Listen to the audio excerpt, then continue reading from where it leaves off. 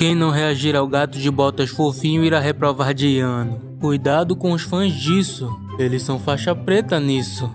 A galera não perdoa, né, bicho? Shiva se achando o deus mais forte. Raiden pronto pra descer o cacete nele. Esse dia Shiva nunca mais vai esquecer. Um ano de azar pra quem não curtiu o Luffy de calcinha. Olha, eu encontrei Eva. Não, isso não é meu. Eu entendendo a cena 14 anos depois. Eu não sei se estragou minha infância ou tornou ela mais divertida. Eu normalmente, quando preciso pedir algo pra alguém. Inclusive, deixa o like aí, por favor. Eu achei que tinha coisa melhor do que caçar Pokémon. Eu acho que se deu bem aí, hein? Ou sei lá, eu entrei no site errado.